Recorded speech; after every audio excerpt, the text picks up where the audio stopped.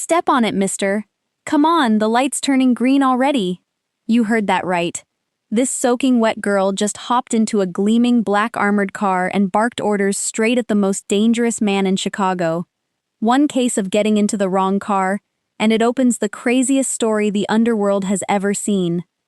When a cold, calculating mind runs headlong into pure recklessness, who is the one who ends up backing down?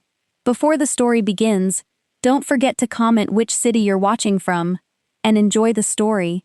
Cora was late enough to faint. She had just ordered a ride on the app when her phone went dead, out of battery, leaving her frozen under the Chicago rain with a busted umbrella that looked like a banana leaf after a storm. Right then, a gleaming black car pulled up at a red light. "Oh good, that's my ride," she said, yanking the door open and diving into the back seat like a regular strolling into her favorite dive bar. "If I'm late for my first day today, I'm toast. It's over at the Marchetti place. They say the boss has a face colder than a freezer, probably manages half a smile a year, but honestly that just makes me curious. Anybody who climbs all the way up to where he is has got to have some real tricks up his sleeve. Nobody gets rich by accident, mister." The man behind the wheel, gray suit pressed flawless, face stern as a statue, steel gray eyes that would not even blink, slowly turned around. "Do you know? Oh, don't you worry. I'm not going to leave you a 1-star review.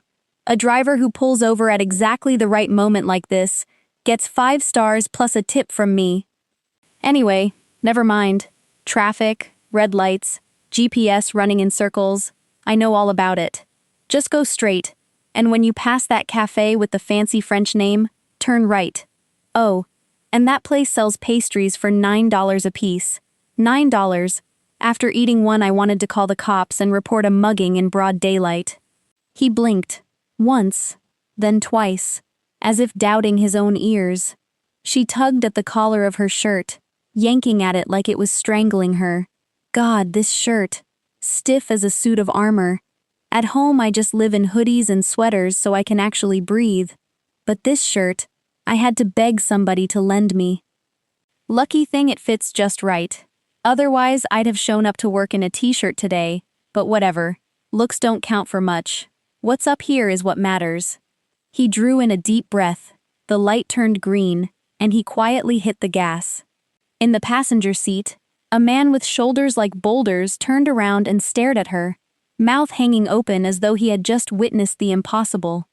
Cora paid him no mind, just leaned back and let her soaked umbrella drip all over the car's carpet, without a shred of guilt.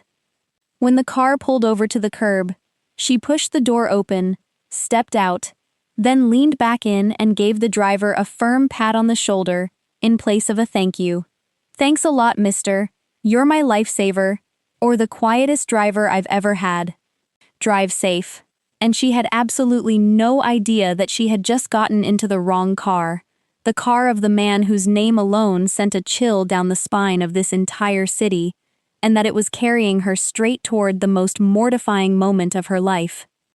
Inside the car, the silence that followed the closing of the door was a thing Lucien Marchetti had not felt in years, a strange emptiness where the noise of that girl had been only seconds before, and he sat there with his hand still resting on the wheel, at the exact spot on his shoulder where her palm had landed with a casual, careless smack that no man in this city would ever dare give him and live to remember it.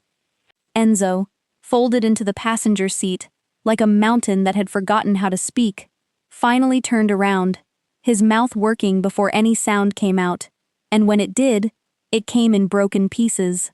"Boss, that girl, she actually just, did you see what she touched you, she gave you orders, she called you a drive." Lucien said nothing at first. He watched through the rain-streaked windshield as the small figure in the borrowed shirt jogged toward the service entrance of the restaurant, her ruined umbrella flapping uselessly above her head, and something at the corner of his mouth twitched, the faintest ghost of a movement that Enzo, who had served him for the better part of a decade, could count on one hand the number of times he had ever witnessed. It was not quite a smile. Lucien Marchetti did not smile. But it was the closest thing to one that had crossed his face since a night 2 winters ago that he never let himself think about, and the fact that a soaked, penniless stranger with a mouth like a runaway train had pulled it out of him left him oddly unsettled, the way a man is unsettled when a locked door he had long assumed was sealed suddenly rattles in its frame. She had not known who he was. That was the part that stayed with him. Everyone knew who he was. Men crossed streets to avoid his gaze. Waiters forgot how to pour wine when he entered a room. Powerful people rehearsed their sentences before speaking to him, and this girl had climbed into his car, complained about the price of a pastry, insulted the reputation she had heard about him without an ounce of fear, and then patted his shoulder like he was a cab driver who had done a decent job in traffic. There had been no calculation in her, no angle, no flattery dressed up as conversation, just a person, raw and unfiltered, saying exactly what she thought. In his world, honesty like that was rarer than diamonds, and twice as dangerous. Boss? Enzo ventured again, still not certain whether he was supposed to be outraged on Lucian's behalf, or simply grateful the car had not caught fire from the sheer audacity of it. Lucian finally moved, straightening his cuff with the slow precision of a man who controlled everything he touched, and his voice, when it came, was quiet, level, and impossible to read. "Find out who she is." Enzo blinked. "You want me to, what, deal with her? I want a name." Lucian's gray eyes had not left the entrance she had disappeared into. Where she came from. Why she was so desperate to reach that restaurant this morning. Everything. He let the words settle, then added, almost to himself, "No one talks to me like that. I want to know what kind of person still does." And with that, he pulled the car smoothly back into traffic, though his thoughts remained parked on a curb in the rain. Across the street, oblivious to every bit of it, Cora Vance had burst through the staff door of Marchetti's flagship restaurant, with her heart slamming against her ribs and her borrowed shirt clinging damply to her back, and she pressed herself against the wall of the corridor for a moment, just to breathe, muttering a fervent thank you to whatever tired guardian angel had sent that quiet driver at the exact moment she needed one. She had made it, against the odds, against the rain, against a dead phone, and an umbrella that had betrayed her. She had actually made it, and she allowed herself the smallest flicker of pride as she smoothed down the front of her shirt and lifted her chin. Whatever this iceberg of a Marchetti boss turned out to be, whatever cold and unsmiling terror the rumors had promised, Cora Vance was ready to walk in there, keep her head high, and prove that a girl with nothing to her name still had the sharpest eyes and the steadiest nerve in any room she chose to enter, never once imagining that the room she was about to enter already knew her shoulder better than she knew its owner's face. The orientation room on the 3rd floor was the kind of place designed to make new hires feel small.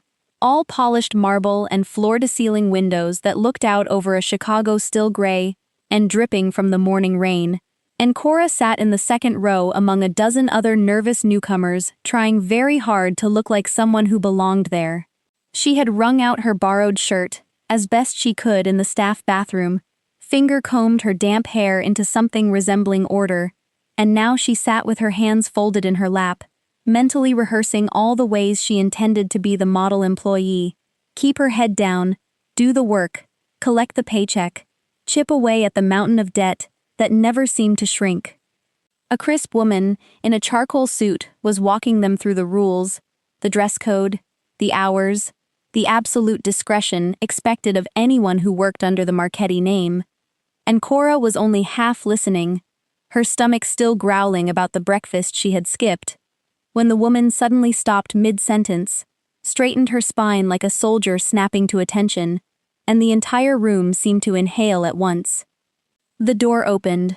Cora felt the shift in the air before she even looked up, the way a room goes quiet not out of politeness, but out of something closer to instinct, the hush that falls over prey when a predator enters the clearing. A man walked in, tall, unhurried, wearing a gray suit cut so precisely it seemed painted onto him, his black hair swept back, his jaw set like carved stone, and every head in the room bowed at once as though pulled by the same invisible string. "Everyone," the woman said, her voice suddenly thin with reverence. "This is Mr. Lucian Marchetti. He is the owner of everything you see here, and the man you have the privilege of working for." And then he lifted his eyes, those cold gray eyes the exact color of a knife blade under fluorescent light, and swept them slowly across the room, and Cora's heart, which had been beating along quite normally a moment ago, simply stopped, because she knew that face. She knew that jaw, that unblinking stare, the way he seemed to look through people rather than at them. It was him, the quiet driver, the silent man behind the wheel she had ordered around, lectured about overpriced pastries, her man complained to about her borrowed shirt, and then, God help her, patted on the shoulder like he was a good boy who deserved a treat. The blood drained from her face so fast she felt lightheaded, and she sank an inch lower in her seat, as if she could somehow fold herself into the upholstery and disappear, but it was already too late, because his gaze, having crossed the entire room, had come to rest on exactly one person, and that person was her. He held her eyes for a beat longer than was comfortable, and something flickered in his expression, not warmth exactly, but a cool, unmistakable amusement, the look of a man who has just found the punchline to a joke he did not expect to enjoy. "I look forward to working with each of you," he said, his voice low and even, the kind of voice that filled a room without ever being raised. "I ask for very little: loyalty, discretion, and honesty, which in my experience is the rarest of the three." He paused, and the corner of his mouth curved by a fraction of an inch. "Though I will say, I did have the pleasure this morning of meeting someone remarkably honest. A person so generous she gave me a 5-star rating and offered a tip, all while telling me exactly how strict and unsmiling my reputation makes me sound." A ripple of confused glances passed through the room, new hires exchanging looks, wondering what on earth the boss could mean, whether it was a joke, whether they were even allowed to think it was funny. But Cora was not confused. Cora understood every syllable with perfect, agonizing clarity, and she felt her ears go hot, and her whole body flush crimson as she stared fixedly at a point on the marble floor, wishing with every fiber of her being that it would crack open and swallow her whole. Of all the cars in all of Chicago, of all the rain-soaked mornings in all the world, she had climbed into the back of the most dangerous man in the city, treated him like a hired hand, and now here he stood, owning the very ground beneath her feet, remembering every single word. The summons came less than an hour later, delivered by the same charcoal-suited woman whose face had gone carefully blank as she told Cora that Mr. Marchetti wished to see her upstairs, and Cora rose from her seat with the grim composure of a woman walking to her own execution, certain beyond any doubt that this was the end, that she would be fired before she had even filled out her paperwork, tossed back into the rain with her borrowed shirt, and her mountain of debt, and one more slammed door to add to a life already full of them. She rode the elevator up in silence, watching the numbers climb, rehearsing apologies she knew would not matter, and when the doors opened onto a floor of hushed carpet and dark wood, she found his office at the end of the hall, its door already ajar, and she knocked twice out of habit before stepping inside. He was standing by the window with his back to her, hands in his pockets, looking out over the wet gray sprawl of the city he quietly owned pieces of, and he did not turn around right away, letting the silence stretch until her nerves were pulled thin as wire. "Sit," he said finally, and she sat, spine straight, chin up, refusing to let him see her hands shaking. "Mr. Marchetti, before you say anything," she began, because if she was going down, she intended to go down talking. "I want it on the record that I had no idea it was you in that car. My phone was dead. The thing looked exactly like the ride I ordered, and you, with respect, did not exactly correct me. So if this is the part where you throw me out, I get it, just, please, don't make a whole speech about it. I've had enough bad mornings to last a lifetime." He turned then, and studied her the way a jeweler studies a stone, slow and appraising, And to her complete bewilderment, he did not look angry at all. "Why are you so certain I'm going to fire you?" he asked. "Because men like you don't have a sense of humor," she said, before she could stop herself. And the moment the words left her mouth, she winced. But he only raised one dark eyebrow, and something almost like interest crossed his face. "This morning," he said, walking slowly to the chair across from her and lowering himself into it, "you got into my car, gave me directions, insulted my reputation, complained about a $9 pastry, and struck me on the shoulder. Do you know how many people in this city would dare to do any one of those things?" Cora swallowed. "I'm guessing not a lot. None," he said. "Not one. Everyone who walks through my door wants something, and they all wear the same face while they lie to me about it. They flatter me, they fear me, they measure every word before they let it out. And then this morning, a soaking wet stranger climbed into my car and treated me like nothing more than a man who could drive." He leaned forward, elbows on his knees, gray eyes fixed on hers. "You didn't know who I was, and it didn't matter, because you'd have said the same things either way, wouldn't you?" It was not really a question. Cora lifted her chin. "Probably, yeah. I don't have the energy to be scared of people. Scared doesn't pay my bills." Something in that answer seemed to settle it for him. "I'm taking you out of the kitchen," he said. "You'll work for me directly, as my personal assistant." She blinked, certain she had misheard. "I'm sorry, you're what?" "I came here to carry plates. I have 100 people who can carry plates," he said, standing again. The matter apparently closed in his mind. "What I do not have, what I have never had, is a single person around me who cannot lie and does not know how to be afraid of me. I need eyes I can trust, and a mouth that tells me the truth." "You have both." Cora sat there, mind racing, because every instinct she owned was screaming that getting closer to a man like this was a spectacularly bad idea, that the smart move was to say no thank you and go back to the safety of the kitchen, where the worst thing that could happen was a burned hand.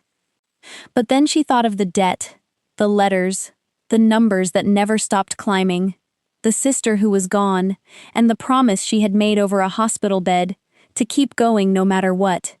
And she looked up at him and heard herself say, in a voice steadier than she felt, "Fine.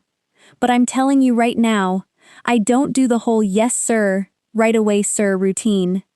If you're paying me to be honest, you'd better be ready to actually hear it."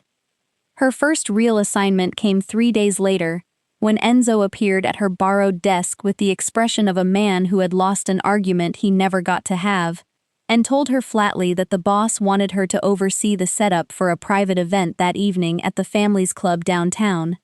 A place called the Gilded Room, where important people drank expensive things and made quiet arrangements in the shadows, and Cora, who had spent the last 3 days learning that being Lucian Marchetti's personal assistant mostly meant being handed impossible tasks and expected to make them look easy, simply grabbed her notepad and said lead the way. The club was chaos when she arrived, a symphony of things going wrong all at once. The florist had delivered white lilies instead of the arrangements someone had specifically requested. The sound system was producing a low, ominous hum that made the whole room feel haunted.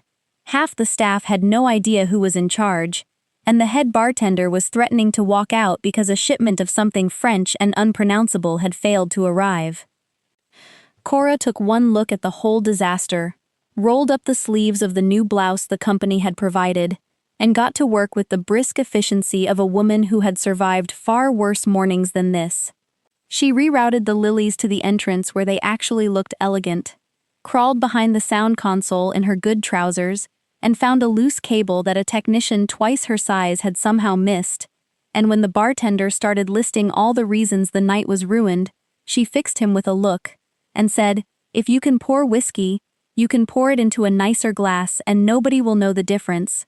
Now stop crying about France and get behind that bar." Enzo, who had been assigned to shadow her, watched all of this from the corner with his arms crossed and a scowl that slowly, against his will, began to soften into something like grudging respect. But it was what happened next that changed the temperature of the whole evening, because as Cora moved through the room doing a final check, she paused at a service door near the back, tilted her head, and frowned. "Hey," she said to Enzo, "how many people are supposed to have keys to that storeroom?" Enzo shrugged. "Two. Manager and the boss."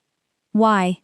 "Because the lock's been scratched all around the keyhole," she said, crouching to look closer.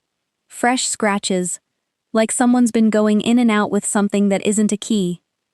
And there's a delivery log by the bar that says 4 cases of the good stuff came in last week, but I count 2 back there. Somebody's either very sloppy or very light-fingered." She stood up and dusted off her knees as she had just pointed out a typo rather than a theft.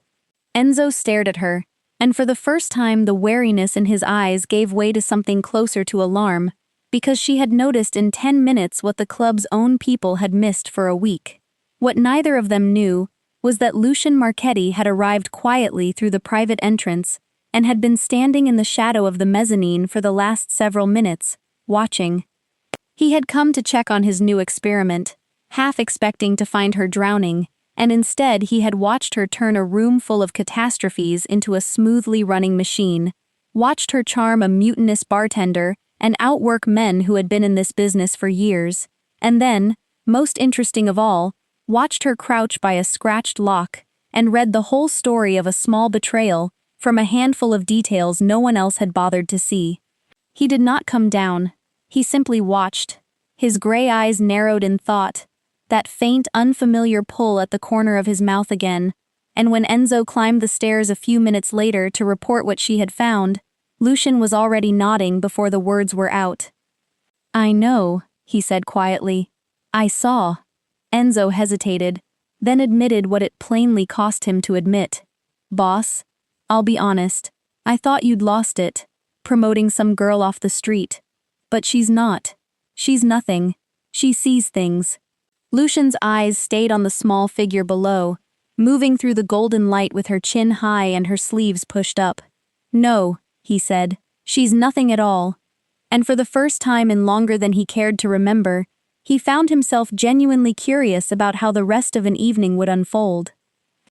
The scratched storeroom lock stayed on Lucian's mind long after the event ended, not because 2 missing cases of liquor mattered to a man who owned half the block, but because it told him something he had suspected for months and never been able to prove, that somewhere inside his own organization, a hand was reaching into places it did not belong, and if it could happen at a club, it could happen anywhere. In the books, in the accounts, in the quiet ledgers that moved far more than whiskey. So the next morning he called Cora into his office, slid a thick folder of financial records across the desk, and told her he wanted her to go through every line of the family's discretionary fund for the past year and tell him what she saw. She frowned at the folder, then at him. "You've got accountants for this. Probably expensive ones with fancy letters after their names. Why me?" "Because my accountants all answer to someone," he said simply, "and everyone who answers to someone can be bought. You don't answer to anyone yet. You have no loyalties in this building to protect, no old friendships to cover for. You'll look at these numbers and see numbers, not people you're afraid to accuse." He held her gaze. "That's exactly why it has to be you." Cora understood then that this was not really about bookkeeping at all. It was a test of whether he could trust her, and she took the folder without another word. She spent the next 2 days at a quiet desk in the corner, with a calculator and a legal pad, and more coffee than any human should drink, and slowly, patiently, she began to pull a thread that someone had been very careful to hide. Most of it was clean, boring, exactly what it claimed to be, but scattered through the pages like weeds in a garden were small entries that did not add up. Consulting fees paid to a company that seemed to have no address, deliveries logged and paid for that never quite matched the goods received, sums that vanished into vague categories and never came back out, and every single one of them, when she traced the approvals back through the paper trail, passed across the same desk and bore the same initials: a man named Bishop, one of Lucian's most trusted lieutenants, a fixture in the family for years. When she was certain, when she had checked it 3 times and could feel the shape of the whole thing solid under her fingers, she walked into Lucian's office, set the folder down open to the pages she had flagged with small torn strips of paper, and said without preamble, "Somebody's been bleeding you slow." Little cuts, spread out so nobody notices, dressed up as fees and deliveries, adds up to a lot more than 2 cases of whiskey, and every trail I followed ends at the same name, Bishop. The room went very still. Lucian looked down at the pages for a long moment, his jaw tightening, and when he lifted his eyes to her, there was something in them she had not seen before. Not amusement, not curiosity, but respect, clean and unguarded. The look a man gives someone who has just proven worth more than he ever expected to pay for. "You're certain?" he said quietly. "I don't put a name on paper unless I'm certain," she answered. "I've got nothing against the guy. I've never met him. That's the whole point, isn't it? I just followed the money, and it walked me to his door." Lucian was quiet for a moment. Then he did something that surprised even Enzo, who was standing by the wall. He almost smiled. "You have sharp eyes, Cora Vance," he said. "Sharper than men I've paid fortunes to." But the moment did not stay clean for long, because Bishop had been summoned, and he arrived at the office door just in time to see the flagged folder open on the desk, and Cora standing beside it. And he was not a stupid man. He understood in an instant exactly what had happened, and exactly who had done it. He said all the right things to Lucian, calm denials, promises of an explanation, but as he was escorted out, his eyes found Cora, and the look he gave her was pure ice, a slow, deliberate stare that promised he would not forget her face, and as he passed close enough that only she could hear, he murmured in a voice smooth and cold as a blade sliding from its sheath, "Clever girl. You should have kept your clever little eyes on your own business." Then he was gone, and though the office was warm, Cora felt something cold settle at the base of her spine, the distinct sense that she had just made an enemy who did not intend to lose quietly. Word travels fast in a family built on secrets, and by the end of that week the story of what Cora Vance had done was being told and retold in every corner of the Marchetti organization, growing a little larger with each retelling the way these stories always do, until it had become something close to legend.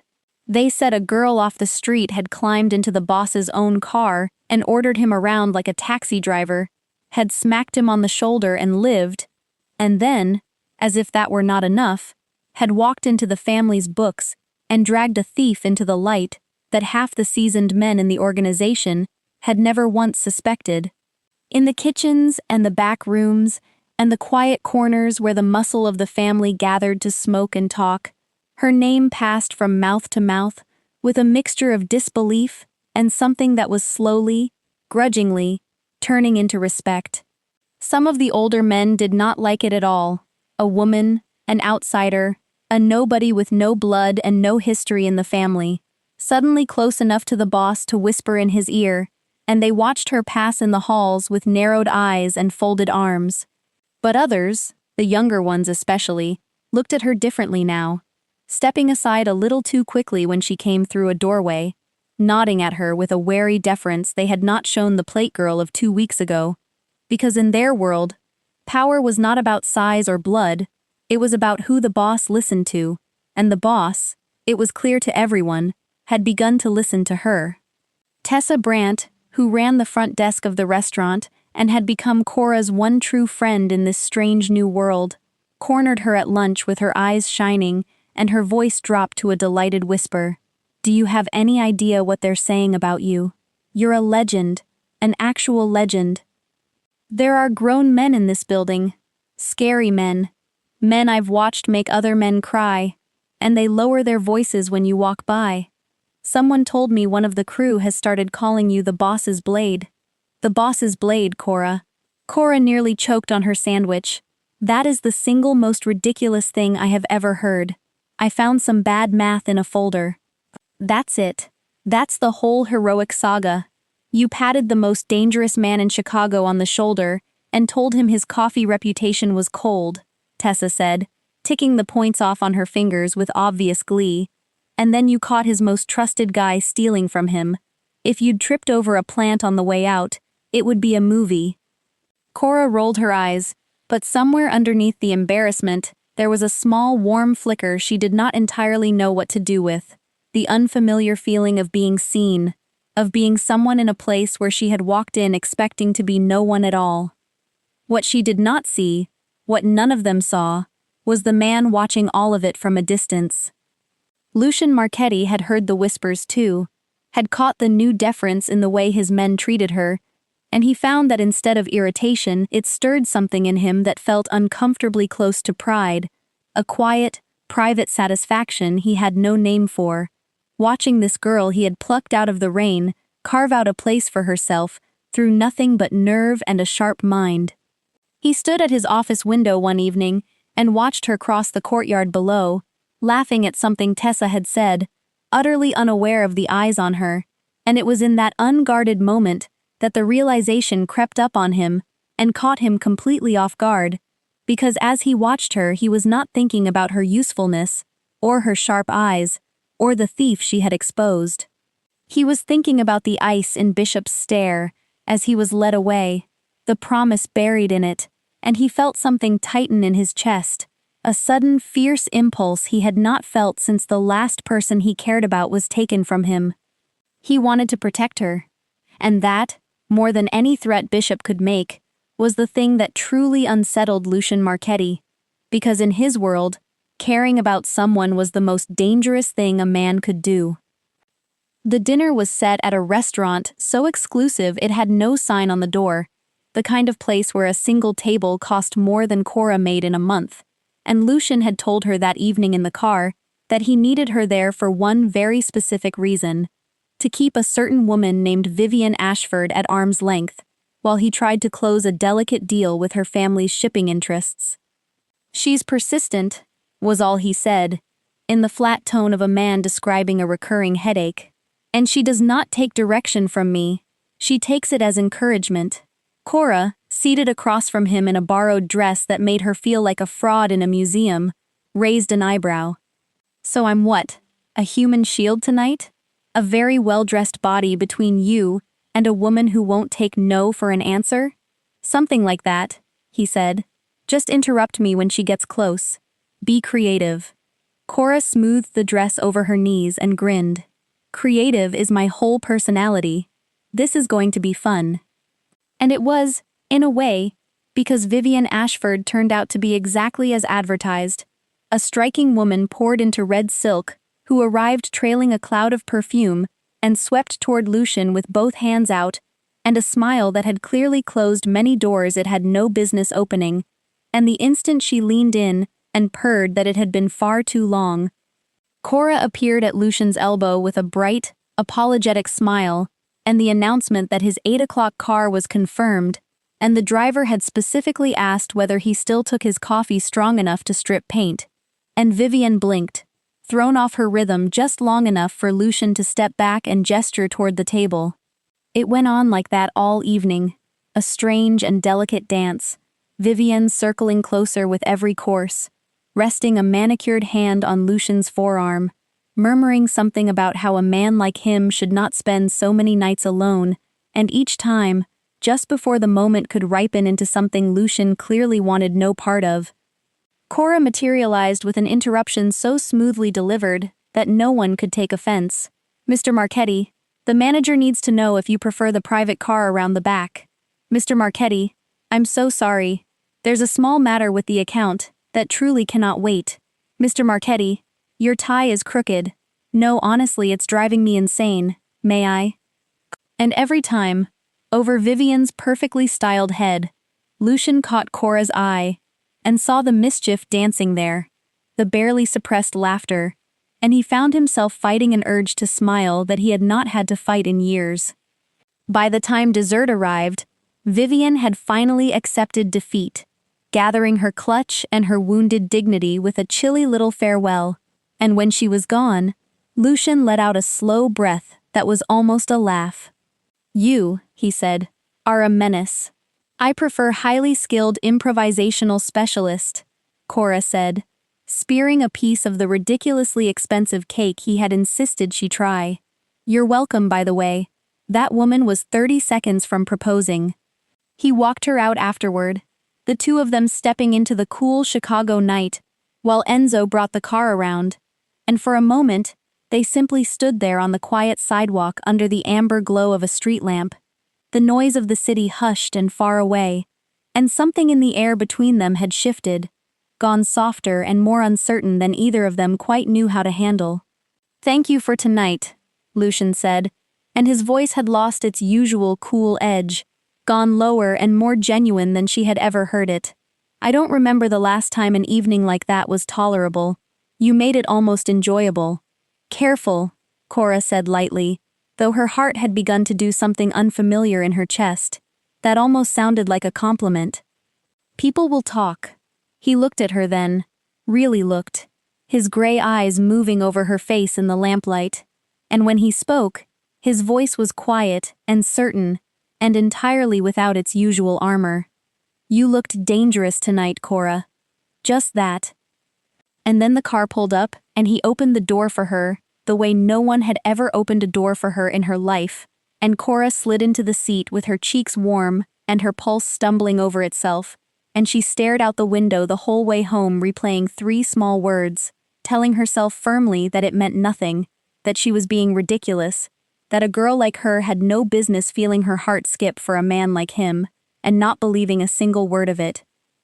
It was nearly midnight when Lucian came back, and Cora was only still there because a stack of contracts had needed sorting before morning, and she had lost track of the hour, sitting alone in the dim outer office with a cold cup of coffee, and the city glittering black and gold beyond the windows, when she heard the private elevator open, and the uneven sound of footsteps that were not quite steady.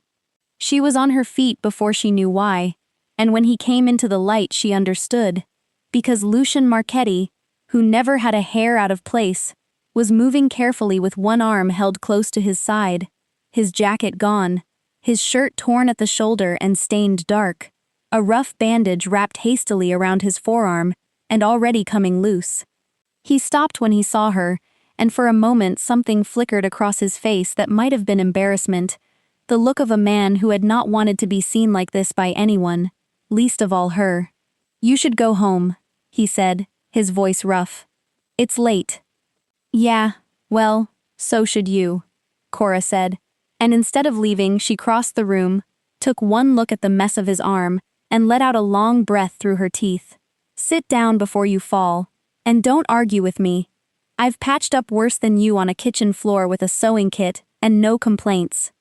He was too tired to fight her, which told her more about the state of him than any wound could, and he lowered himself into a chair while she disappeared and came back with the first aid kit she had spotted weeks ago in a supply closet, along with a basin of warm water and a bottle of something antiseptic that she set down with the brisk authority of a field nurse.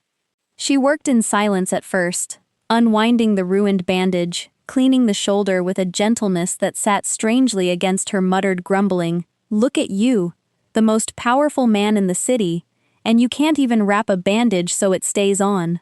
Honestly, what do you pay all those people for?" He watched her the whole time, this fierce, sharp-tongued girl bent over his arm with her brow furrowed in concentration, her hands careful even as her mouth complained, and something in his chest loosened that had been locked tight for a very long time. "You don't have to do this," he said quietly. "I know," she said, not looking up. "That's kind of the point. You'd do it for me. Probably badly, but you'd do it." When the shoulder was clean and freshly bound, she pressed a mug of something hot and bitter into his good hand and ordered him to drink it, and when he grimaced at the taste, she said flatly that it was supposed to taste terrible. That was how you knew it was working, and for the first time that night, the corner of his mouth lifted. They sat there together in the quiet, the city asleep below them, and after a long moment he spoke, his voice low and far away. "The last person who took care of me like this was my brother, Marco. He was younger. He looked up to me, followed me into all of this, because I let him." He turned the bitter mug slowly in his hands. "I couldn't protect him. In this life, The people you love become the thing they use against you. I told myself after him that I would never let anyone that close again. It was safer. For them. Cora was quiet for a moment, and then she set down her own cup and said softly, I lost my sister, Jenny. She raised me when there was no one else, and I sat by her bed at the end and watched her go a little at a time, and there was nothing I could do but hold her hand and lie to her that everything was going to be fine. She looked at him, and the usual armor was gone from her voice. So I get it. I get building the walls. I built mine too. But you know what I figured out, sitting in that hospital? The walls don't keep the pain out. They just make sure you're alone with it. For a long moment, neither of them said anything. Two people who had learned the same brutal lesson from opposite ends of a life. And in that silence, something passed between them that was deeper than attraction, older, and quieter, the recognition of one wounded person by another. Lucian looked at her as though seeing her clearly for the first time, and Cora held his gaze without flinching, and outside the rain began again, soft against the glass, as if the whole city had drawn a blanket over the two of them and left them alone with all the things they had never told anyone else. In the days that followed the night, she quietly bandaged his wound. Something subtle began to change between Cora and Lucian, a nameless intimacy they both felt, but neither dared to put into words. Lucian began inventing every possible excuse to keep her there late. Sometimes a stack of urgent contracts that supposedly had to be reviewed at once. Sometimes a decision he claimed he couldn't feel certain about without her discerning eyes. And Cora, though she knew perfectly well that half of it could easily wait until morning, never once refused. They shared late-night meals in his office, beneath the mellow glow of golden lights, the city stretching in glittering splendor beyond the glass windows, while she sat with her legs crossed in an expensive leather chair and teased him about everything under the sun, and he, for the first time in years, allowed himself to laugh. That was the thing Cora was secretly proudest of, the way she could coax laughter from the man the entire city believed didn't know how to smile. Those laughs were brief and quiet, almost reluctant, but they were real, and each time she heard one, she felt the thick wall of ice around him crack a little more. You know, she said one night, pointing her chopsticks at him as she picked up a piece of food, when I first met you, I thought you were the kind of man who even slept seriously, the sort who lies perfectly straight, hands folded over his stomach, eyes closed, but still frowning as he approves paperwork in his dreams. Lucian raised an eyebrow, the corner of his mouth twitching. And I imagine you sleep like a storm, the blanket in one place, the pillow somewhere else. She burst out laughing so hard that she nearly choked, then pointed at him triumphantly. See? You just made a joke. I heard it clearly. The icebox has learned how to be funny. He merely shook his head, but those gray eyes gleamed with a warmth no business associate had ever been allowed to see. Then, one morning, everything came to a sudden halt. Cora received a letter from the bank, the kind of envelope that always made her heart tighten whenever she saw it, because for the past 2 years, it had brought her nothing but frightening numbers, and the hospital debts from her older sister Jenny's treatment that never seemed to stop mounting. But this time, when she opened it with trembling hands, the words inside left her sitting motionless, as if she had turned to stone. A large portion of the debt had been paid, quietly, anonymously, without so much as a note. She didn't need long to guess who had done it. There was only one person in the world who knew about that burden, the only person she had ever told on the night when 2 wounded souls had sat together, and she took the letter straight into his office, slapped it down on his desk, and spoke in a voice choked between gratitude and the fierce pride churning inside her. You did this, didn't you? Lucian didn't look up at once, and that silence was answer enough. I don't need charity, Lucian, she said, her voice trembling slightly. I've spent my entire life dragging myself back to my feet every time I fell. That debt was mine. It was the last thing still binding me to my sister, and I intended to pay it off with my own hands, even if it took me 10 years. He rose, came around the desk, And when he spoke, his voice was gentler than she had ever heard it. "I know you could pay it. I never doubted that." He paused, and for the first time, she saw how difficult it was for him to choose each word. "But I've watched you work yourself to exhaustion, carrying a shadow on your back that you shouldn't have to carry alone anymore, and I couldn't bear it. It wasn't because I pitied you. It was because, for the first time in a very long while, I had the power to lift a burden from the shoulders of someone I care about, and I've grown too tired of standing helplessly by while the people I care about suffer." Those words dissolved Cora's anger, because she heard what lay beneath them, the name he hadn't spoken, the younger brother he had failed to save. She looked at him for a long moment, then sighed and hurriedly wiped the corner of her eye with the back of her hand, in that distinctly defiant way of hers. "All right, but the next time you want to do something for me, you ask me first. Understood? I'm not one of your charity projects."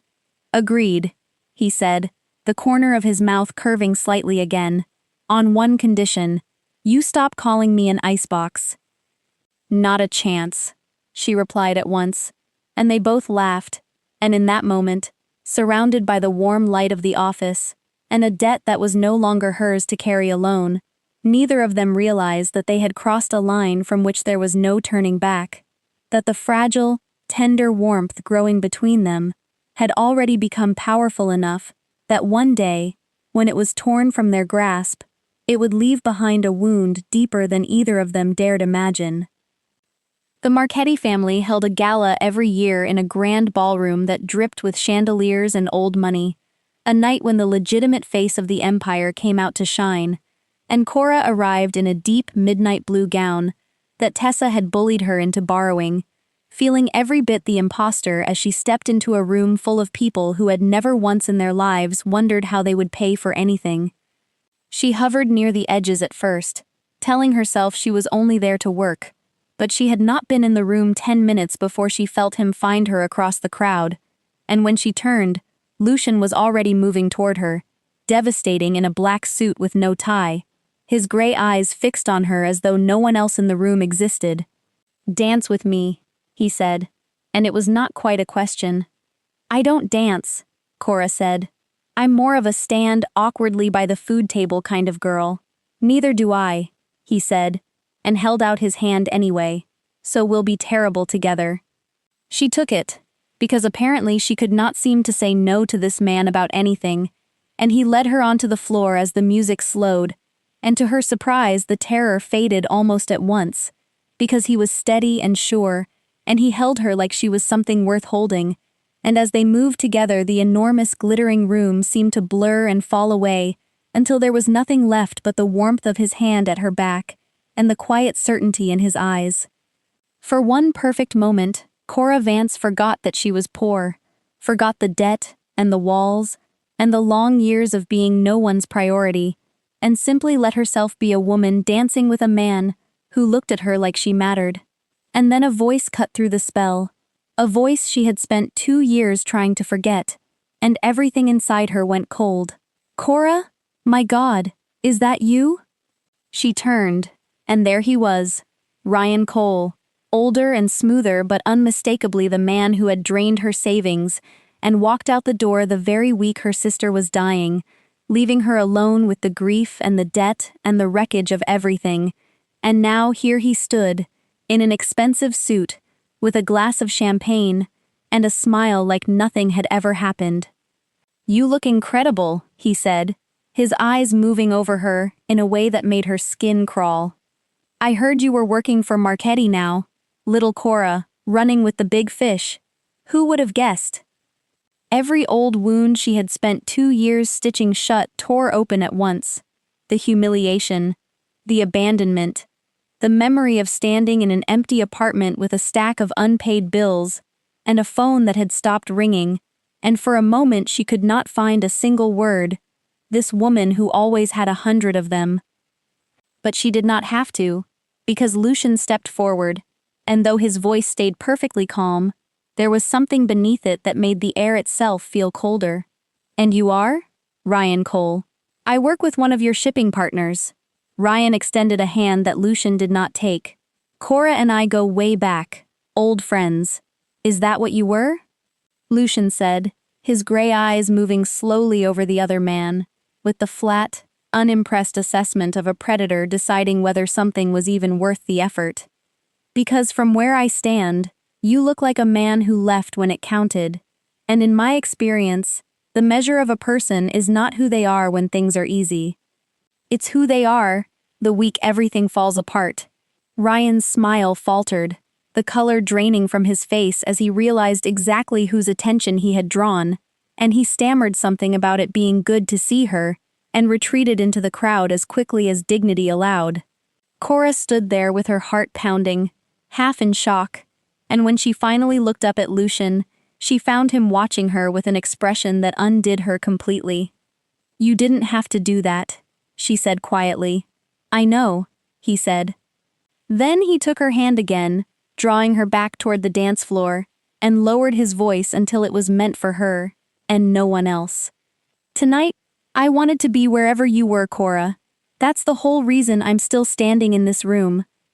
And there, beneath the chandeliers, with the ghost of her past, disappearing into the crowd, and the warmth of his hand closing around hers, the space between them filled with a promise neither of them had yet dared to say out loud. But the promise did not survive the week. Something changed in Lucian almost overnight, and Cora felt it the way you feel the temperature drop before a storm, a coldness settling back over him that she had thought, foolishly, they had left behind on that dance floor. He stopped calling her into his office for anything that was not strictly business. He answered her with clipped, formal sentences and would not meet her eyes, and when they passed in the hall he gave her a curt nod as though she were any employee, any stranger, as though the night he had bandaged his wounds and told her about his brother had never happened at all. For 3 days she told herself she was imagining it, and on the 4th she stopped lying to herself and walked into his office without knocking, shut the door behind her, and said, "All right, what is this? And don't tell me it's nothing, because I've spent my whole life reading people and you're not that good a liar." He looked up from his desk, and for a moment the mask slipped, and she saw the exhaustion underneath, but then it closed over again. "This was a mistake," he said, his voice flat and careful. "Whatever you think happened between us, it can't. I let it go too far." "A mistake," she repeated slowly. "The dance was a mistake. What you said to me was a mistake. Which part, exactly, are you calling a mistake, Lucian? Because from where I was standing it felt pretty real." "That's exactly the problem," he said, and he stood, turning to the window so he would not have to look at her. "The night of the gala, when Cole put his hands near you, when I saw the way people were watching us together, do you understand what that means in my world? It means you become a target. It means every enemy I have now knows there is a way to hurt me, and her name is Cora Vance. Bishop is still out there. Some men would put you in the ground just to send me a message, and they would not lose a moment of sleep over it." He turned back to face her, and his gray eyes were hard, but something was breaking behind them. "I destroy everything I let myself care about. I already buried one person I loved, because I was not strong enough to keep them away from this. I will not do it again. Not with you."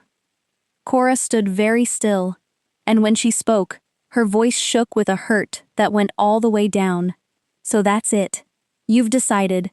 You get to just decide that I'm too fragile to make my own choices. Decide for me that I'm better off without you, and I don't get a say. You know, everybody in my life has left me to protect themselves.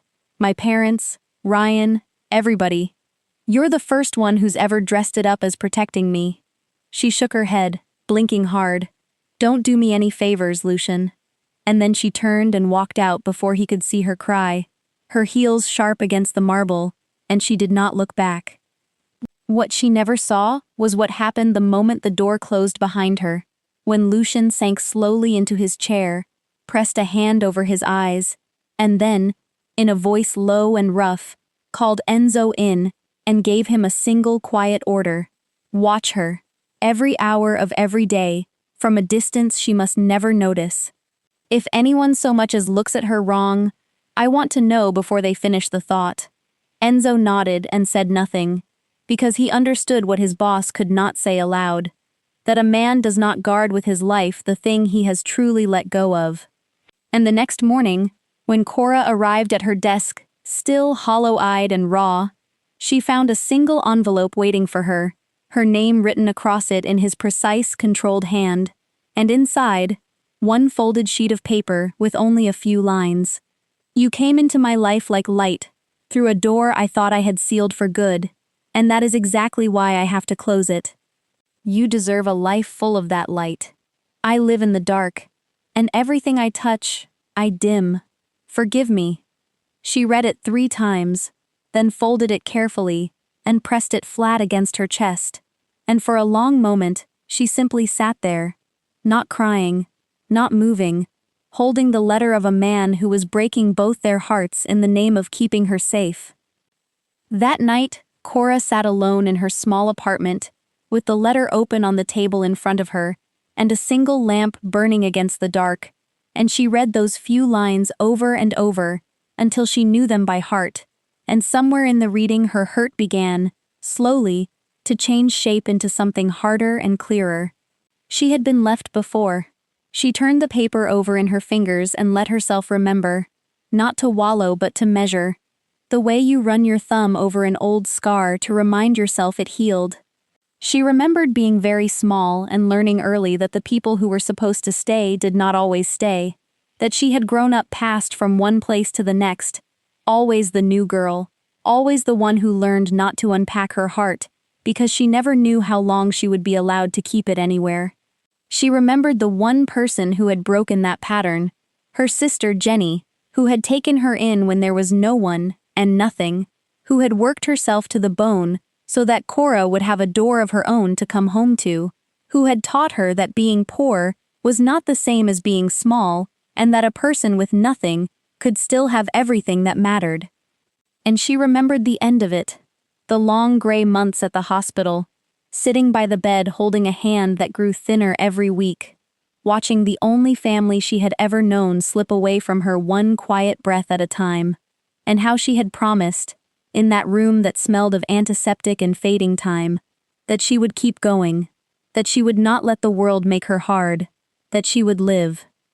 She remembered too that this was the exact stretch of her life when Ryan Cole had decided he was done, had taken what little money she had scraped together and walked out the door without so much as a goodbye, leaving her to bury her sister and her savings in the same terrible season. Anyone would have broken. She had not. She had gotten up the next morning, and the morning after that, had taken every job that would have her, had clawed her way forward, inch by inch, through grief and debt, and the particular loneliness of a person with no one left to call, and she had done it without turning cruel, without letting the ice reach her heart, and that, she understood now, was the toughest thing she had ever done.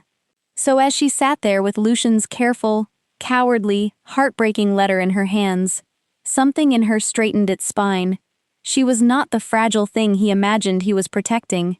She was a woman who had been abandoned by nearly everyone and had refused, every single time, to abandon herself. And she knew the difference between a man who did not want her and a man who wanted her so badly it frightened him into pushing her away, because she had lived on the receiving end of both, and this, whatever he told himself, was the second kind. He thought he was sparing her, but she had never once in her life been spared anything, and she had survived it all, and she was not about to start letting other people decide what she could and could not carry.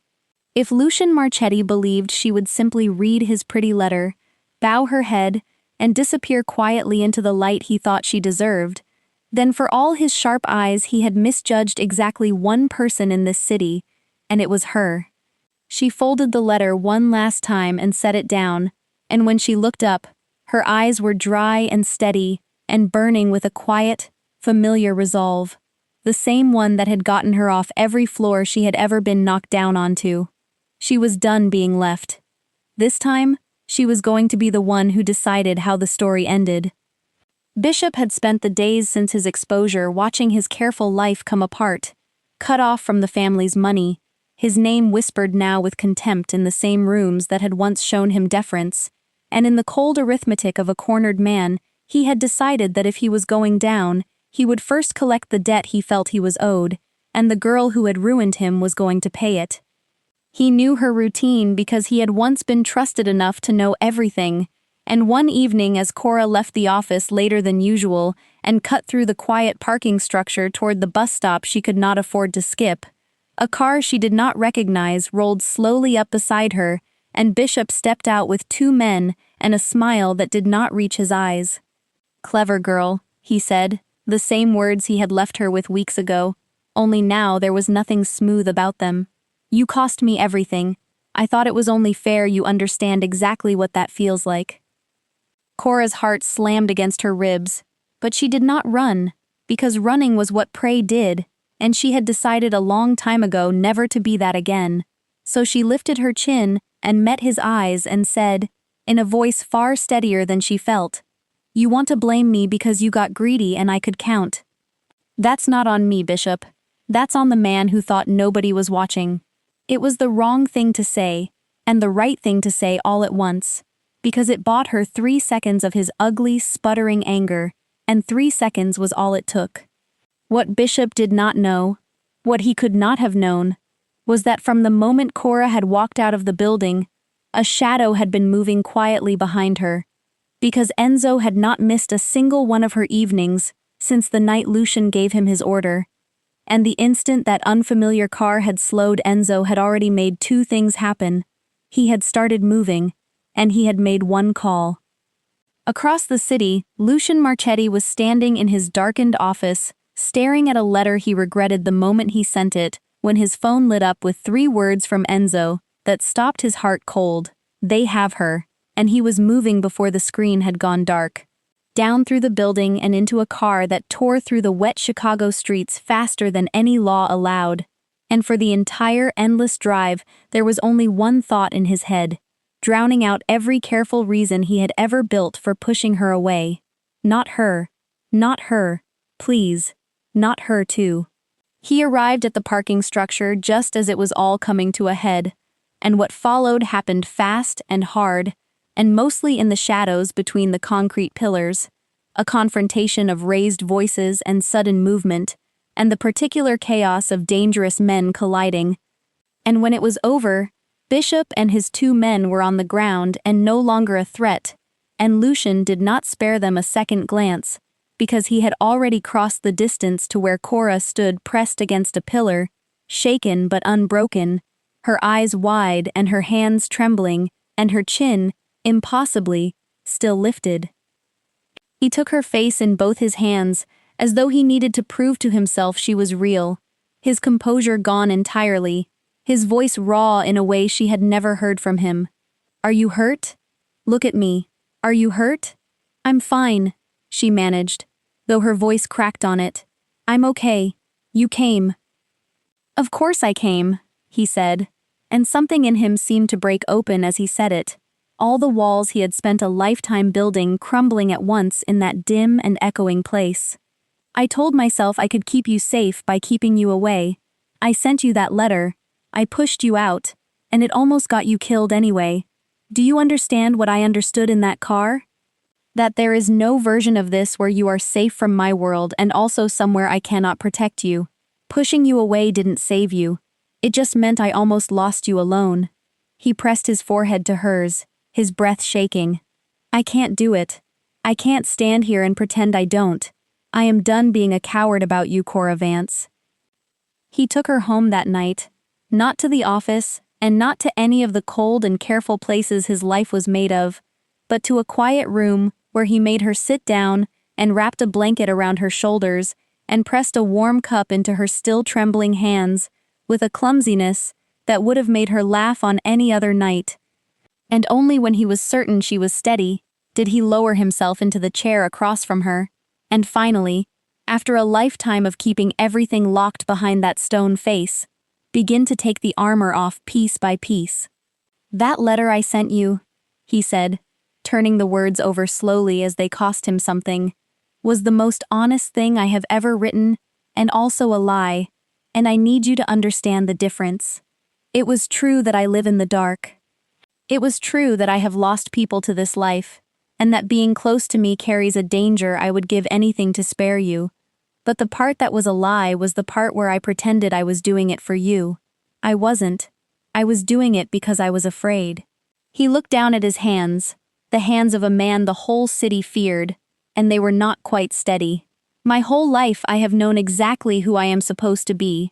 Marchetti, the one who feels nothing, who shows nothing, who never lets a single soft thing survive long enough to be used against him. And then you climbed into my car in the rain, and you were not afraid of me, and you told me the truth when everyone else told me what I wanted to hear, and I could not keep the two of you apart anymore. The man I have to be out there, and the man I found out I still was when you were in the room. I was terrified of mixing them. Terrified that if I let myself be the second one, even for a moment, I would lose the only thing that has ever kept me alive, which is control. He lifted his eyes to hers then, and for the first time since she had known him, there was nothing guarded left in them at all, only a man, tired and cracked open and asking. So I am not going to stand here as Lucian Marchetti, the boss, the name people flinch at. I am asking you as a man, just a man, one who has done a poor job of every gentle thing he has ever tried, and who does not deserve half of what he is asking for. Will you give me a chance? Cora sat very still, the blanket around her shoulders, and her heart hammering, and when she finally found her voice it came out soft and a little unsteady but sure. You know, the first day, in the car, before I knew who you were, I told you I was curious. I said anybody who climbed all the way up to where you are must have something real, and I wanted to see if you had sharp enough eyes to look at a girl who had nothing and figure out she was worth something anyway. Her mouth curved, wet eyes shining in the low light. I was kind of testing you, that whole first ride, testing whether you'd see me. Lucian looked at her for a long moment, and then he did the thing he rarely did. He smiled, a real one, unhurried and unguarded, and entirely hers. I saw you, he said quietly. I think I saw you before you even finished insulting my coffee. I have spent my whole life reading people to survive, and I have never in all of it read anyone as quickly or as completely as I read you in the time it took to drive you across this city. You asked if I had sharp enough eyes to know a rare thing when I found it soaking wet and giving me directions. He leaned forward and took her hand, and his voice dropped to something meant for no one in the world but her. I found it. I have known it since the day you patted me on the shoulder like I was nobody. You are the rarest thing I have ever seen, Cora Vance, and I am done pretending I do not know it. And Cora, who had spent her whole life being left, looked at the man who had chased her through the rain rather than let her go, and finally, let herself believe that this time no one was walking out the door. The months that followed were quieter than any Cora had known, and stranger too, because it turned out that being loved by the most dangerous man in Chicago mostly meant arguing with him about the most ordinary things in the world, whether the toilet paper roll went over or under, which he had opinions about that no reasonable person should have. Whose turn it was to make the coffee, which she still insisted he made too weak, despite owning half the coffee in the city, and she had developed a devastating impression of him reading his correspondence aloud in a flat, stiff, terribly serious voice that made him narrow his eyes at her every single time, and made her laugh every single time anyway. He was still Lucian Marchetti to the rest of the world, still the name that made hard men go quiet, but at home, in the small warm hours, he was simply hers, softer than anyone would ever believe, and slowly the ice she had first met in that rain-soaked car had melted into something she alone was allowed to see.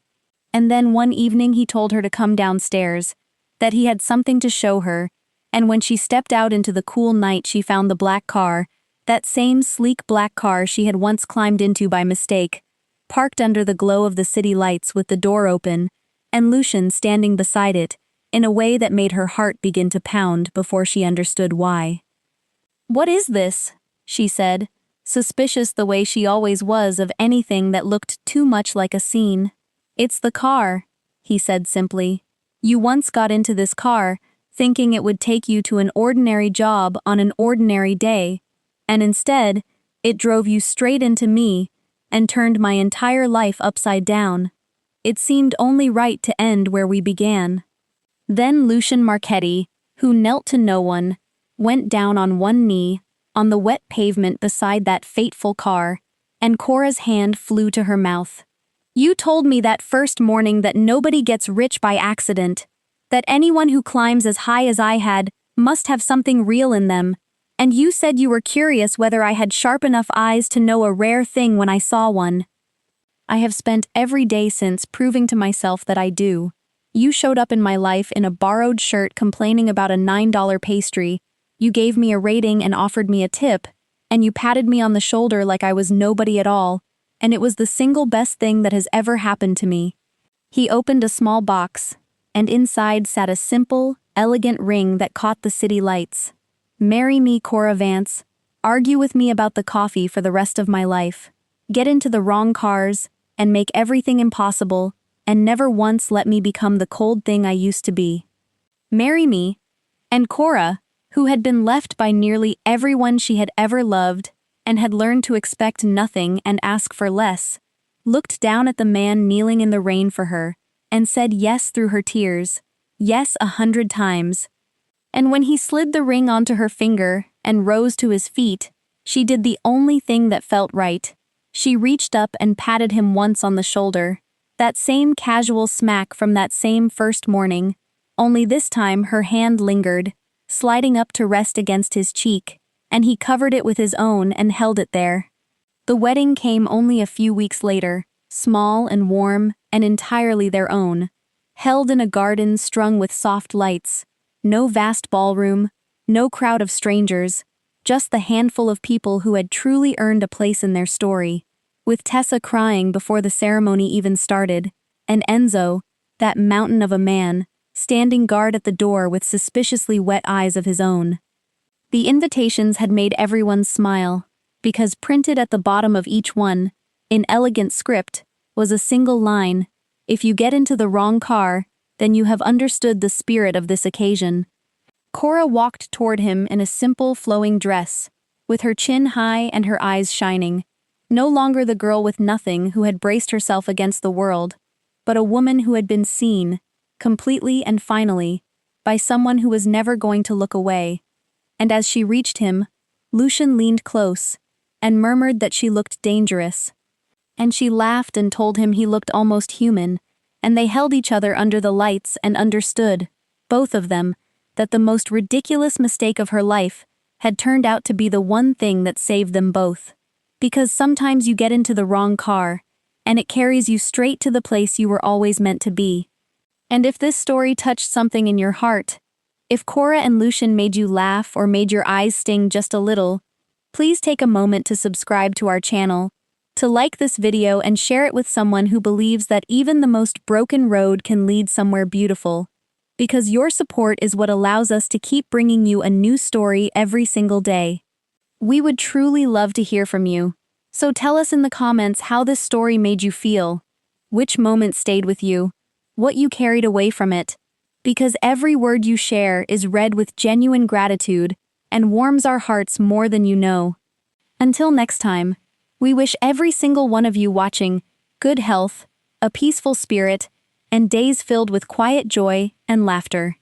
Goodbye for now, and we will see you in the next story.